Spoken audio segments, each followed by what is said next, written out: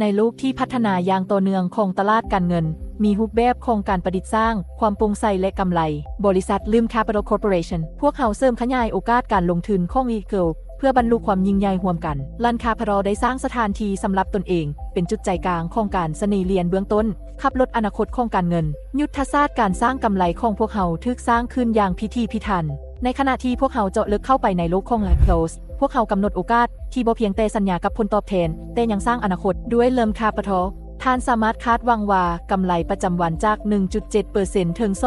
2.6% คำมั่นสัญญาของพวกเขาแม่นเพื่อเพิ่มกำไรของทานอย่างต่อเนื่องเป็นส่วนหนึ่งของเรื่องการขยายตัวของพวกเขาแผนสมาชิกของพวกเขาถูกออกแบบเพื่อให้รางวัลแก่สมาชิกของพวกเขามีรายได้ 9% ด้วยการอ้างอิงโดยกงและ 10% ที่มีโครงสร้างฐาน2ของพวกเขาระดับ1ด้วยการซื้อขายซ้ายและขวาของ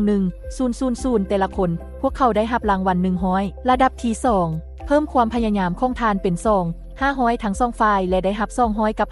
$50ระดับ3ขยายเป็น$5,000และได้รับรางวัล$500ระดับ4ได้รับเงิน$10,000ในธุรกิจและข้อรางวัล$1,000ของเจ้าระดับ5ฮอด$2,000และได้เงินโบนัส$2,000ระดับ6 Propelling $40,000สำหรับรางวัลอันใหญ่หลวงของ$4,000ระดับ7ไปถึง$80,000และเอา$8,000ในธงของเจ้าระดับ8ไปถึง$160,000สำหรับประทับใจ$16,000ระดับ9ได้$302,000และได้รับ$32,000ระดับ10เพนนาโกได้กับ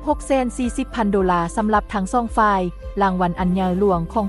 $64,000ลอท่าลาวเริ่ม Capital Corporation บนที่นวัตกรรมตอบสนองกำไรเข้าร่วมกับพวกเขาในขณะที่พวกเขาสร้างอนาคตของการเงินร่วมกัน